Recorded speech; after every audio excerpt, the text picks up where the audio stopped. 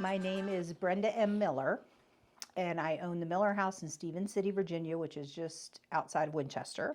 But I also work here at Ethan Allen at the Sterling Dulles Plaza location as an interior designer.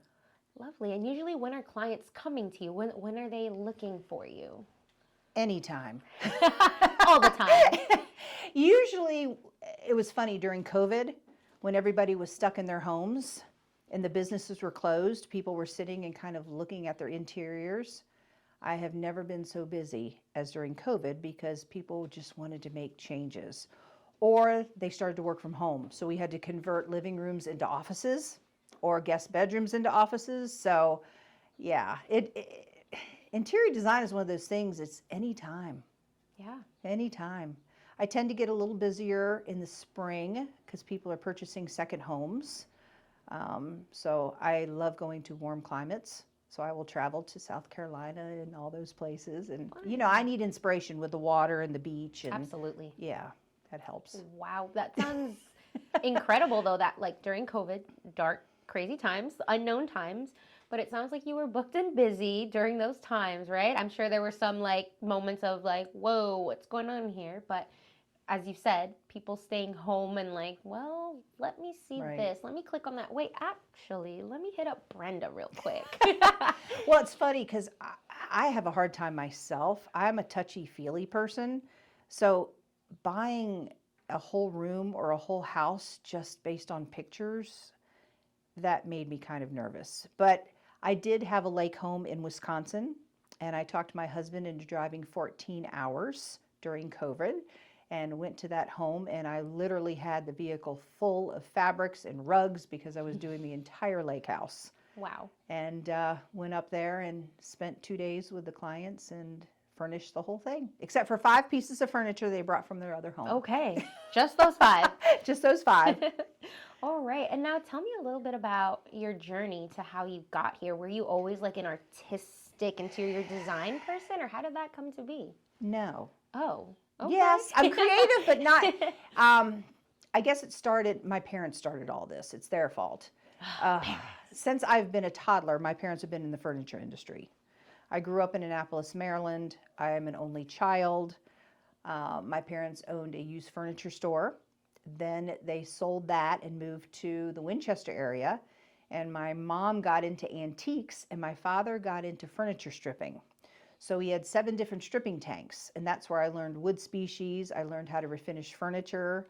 So people would bring things in and they'd say, "Do you all refinish?" And my dad would say, "My daughter will do it for you."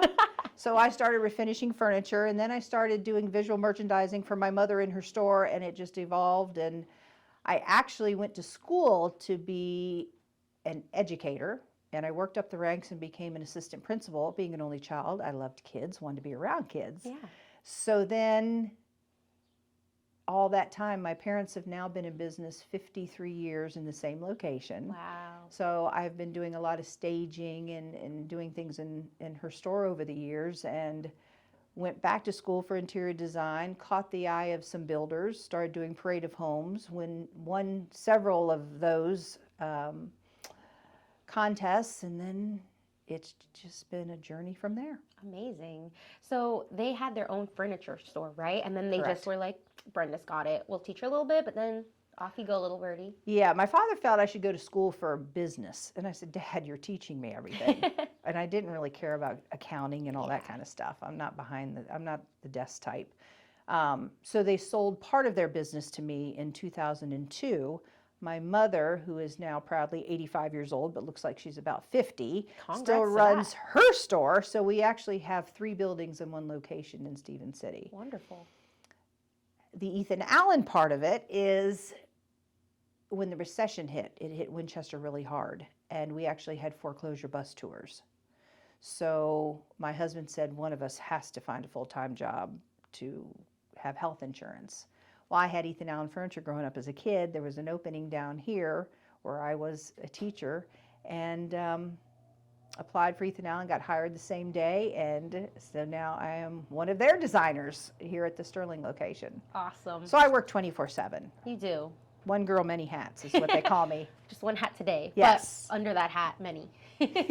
for sure. Yes. And now talk to me a little bit about events you have. Like, is this for like other interior designers or is it for clients specifically? When are you having these events, these get-togethers? At my store, my retail store, we try to do it during the holidays or before the holidays. So in the spring, we usually have a spring open house in March. So we highlight all the new florals and pillows and accents for spring. Because as you finish Christmas and you put all the stuff away, Yep. everybody says, my house looks so bare. And they immediately, it's like in January, they're calling, do you have any pillows in yet? Do you have spring stuff in it? It's like, no, not yet. Not yet. So we have an open house in March, and then we have another one in the fall. And it didn't used to be as big. Christmas is huge. Yeah. But fall is becoming that way because you can actually leave your decor out a little bit longer. That's right. People started in August. Some might start it in July. But it stays out a little bit longer. So we're finding that fall open house is now just as busy as Christmas. Okay. But it's just a fun way to highlight decorating ideas and just show people how to use florals and create. I just like to create things. I know.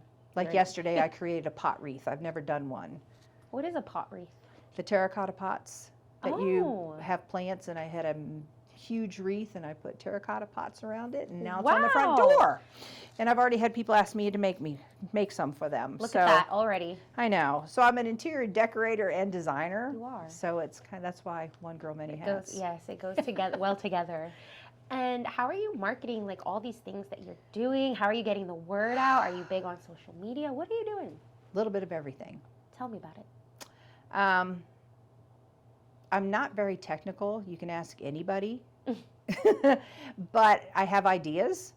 So I do a lot on social media. I have Facebook pages. I have Instagram. I have LinkedIn. I have Pinterest. I do a lot of ads in the newspaper, even though people don't read the newspaper as much. I love that though. I just did an ad in the paper. I tend to do the ones that are the little inserts that stay around a while. Yes. I just did one for custom window treatments and generated 4 leads from that. Look at that. So, yeah, and I'm on Houzz. So, HOUZZ.com for those listeners that don't know what Houzz is. It is totally houses and rooms and inspiration, and I put my projects on there, and I have probably, I think, over 70 5-star reviews right now. Nice. I'm trying to work on that.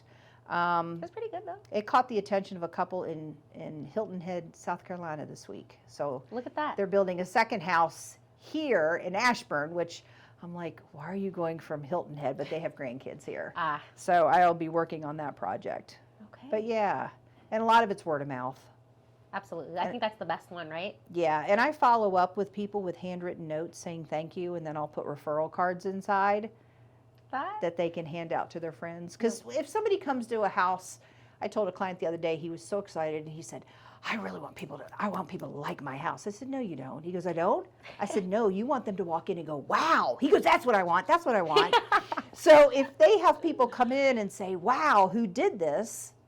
I want them to be able to say, hey, Brenda Miller, hand them something, because sometimes life happens and you forget names and they've never met me. So Yeah, no. give them something that they can hand out. Absolutely. Yeah. And I Yeah. love that you handwrite your stuff. That's like a nice little personal touch.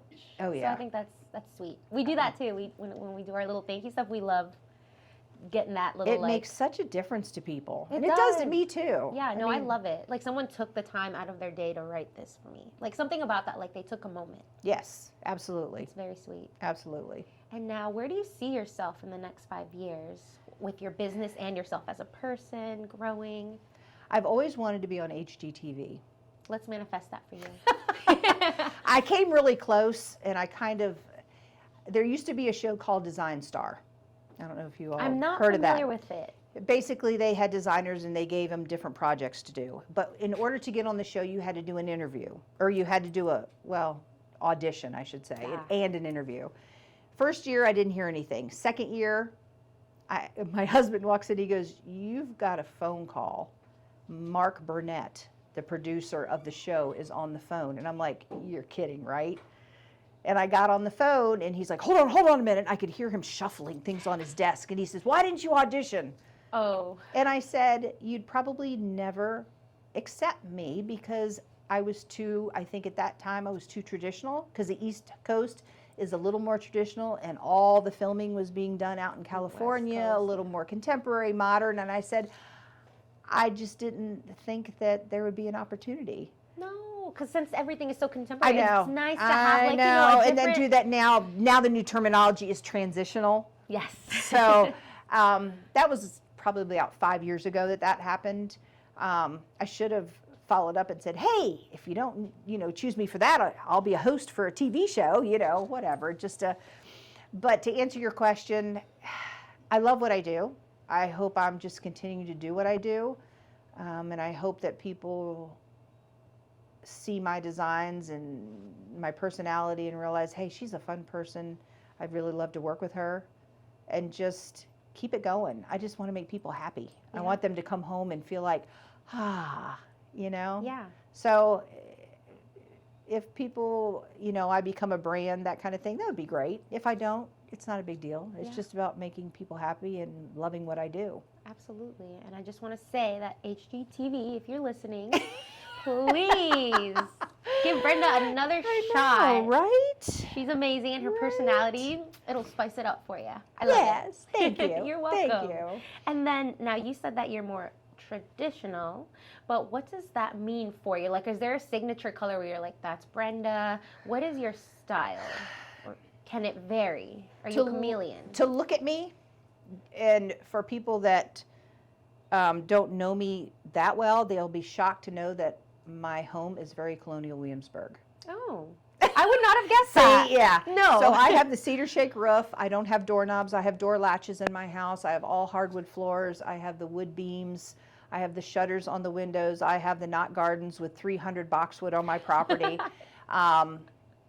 Yeah, so that's why I say I'm traditional. Yes. But most of my designs that I do are transitional. I think this area, every person is different, and every home is different. But I wouldn't say I'm ultra modern. I've done it. I do it because You're like, I can do it? Yeah, but... I don't have a problem doing it. If you look on my house, you'll see a total black and white with animal print and all that kind of stuff. But the East Coast is known more for traditional and transitional style, really. Yeah. So that tends to be more, I'd say now more transitional. Yeah. Colors, I love colors. People say, oh, the gray. Gray's been around forever. It's just that certain people on HGTV highlighted it more and brought it to life, and barn doors and all that kind of stuff. But I don't wear blinders.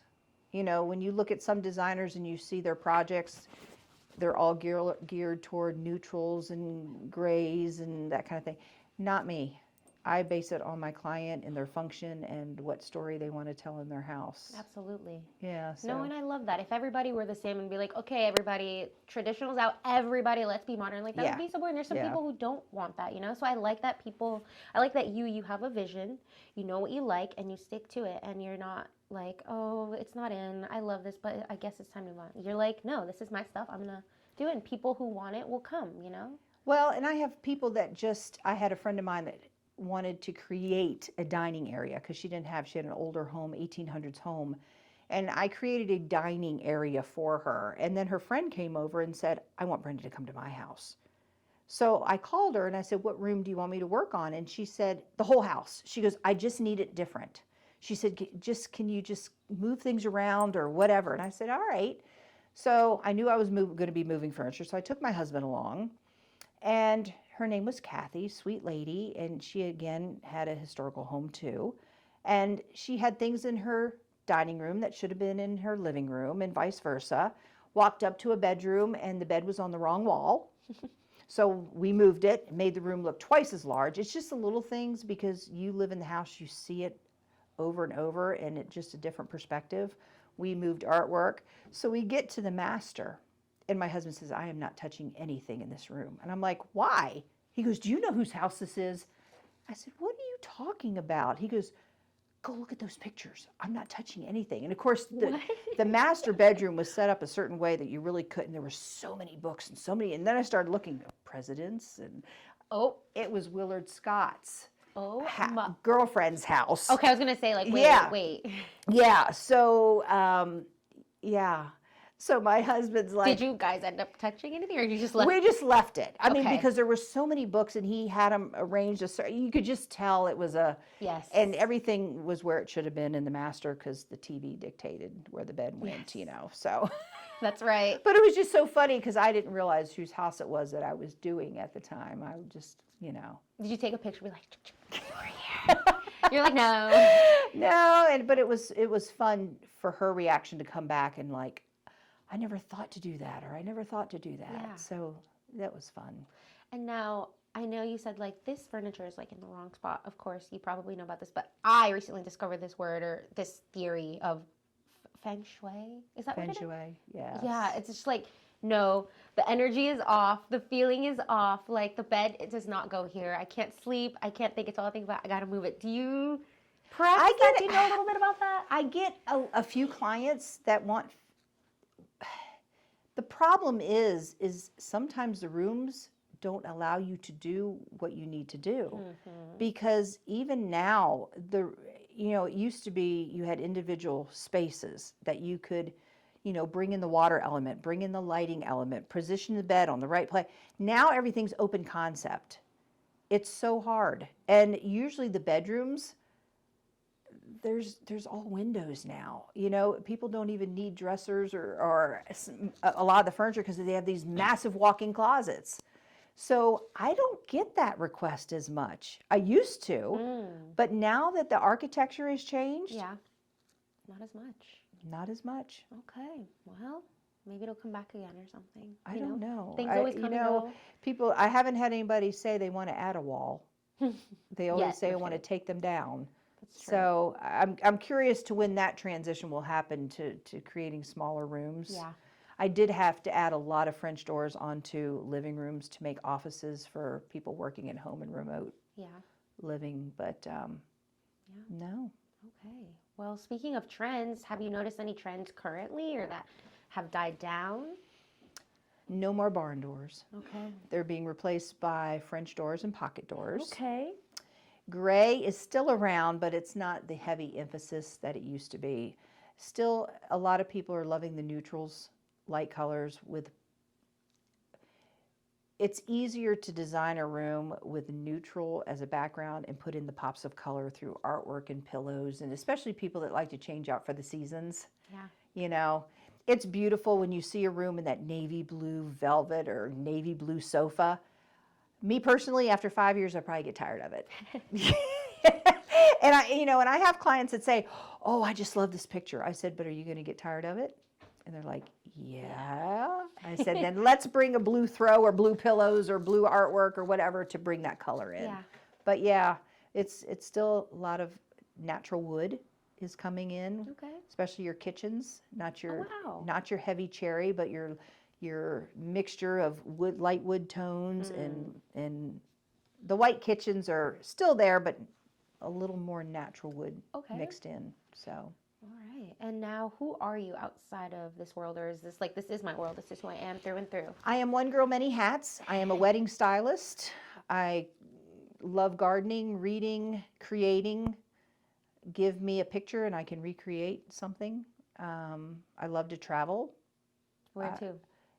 The Caribbean. Oh yeah, that's right. You said you love warm places. I do. I love warm places. I was very much into fitness, but not as much as I used to be. I used to work at World Gate here in Herndon, so look at that. I used to be a personal trainer. So I've done quite a bit. Everybody says, "Of course Brenda's done it." And a lot of people call me Martha Stewart too, because they'll have a question about how to get a spot out, and I'll be like, "Oh, you could try this," or so. I do a little bit of everything. Wonderful. I love that. I love that you're living your life to the best and traveling and getting your warm Caribbean. Keeping me young. Yeah, that's right. I hope. No, yes. You have such a nice, friendly character, and a good sense of humor. I love it. I can just, banter with you all day. Good. And now, what are some of the challenges that you've learned being a business owner that you feel have helped you grow? You have to understand that you're going to have stress. You're going to have to understand that you can't make everybody happy. You're going to have to understand that there are things that happen. You get scratches, you get dents, you get, there's things that happen in the industry. But I've also learned that things can be taken care of. There's a way to fix it. It's okay. Clients, I know at one point they were waiting a year or so for furniture and furnishings because of COVID. And if something came in and it had a scratch on it, it was like the end of the world, but it really wasn't. It was something that it can be taken care of. So a lot of times I took that so personal. It really, I still do, and I want everybody to be happy, but I realize I can't stress myself over it, that this is not a perfect world. I would like it to be. I would like everything to be wonderful and perfect when it comes in, but that's taught me to really sit back and learn how to control my stress level. Yes. I do work 24/7. I am constantly on the computer. I will take my computer with me on the cruise ship, and I will be working on the cruise ship. Oh. That's probably not a good thing for people as an entrepreneur, but a lot of it is customer service. And the more like handwritten notes, the more that you can be on those deliveries and you can be there to answer their questions, they're going to tell people. And word of mouth is sometimes the best advertisement for a small business. So the more I can do to make clients and customers happy, that's my biggest piece of advice to anybody in a small business. Absolutely. And now, is there anything that I didn't touch on that you would like to get out into the world or share with people? No, seriously, because sometimes I do forget. I miss some topics, and I'm like, darn, I didn't give them that chance. Not that I can think of.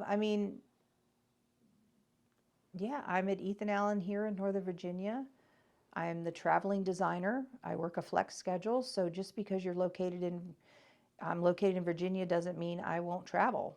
I've been to South Carolina, I've been to Florida, Texas, She loves to travel, Wisconsin. y'all. Yeah, I'm not the type of person that likes to stay in a building, stay behind a desk.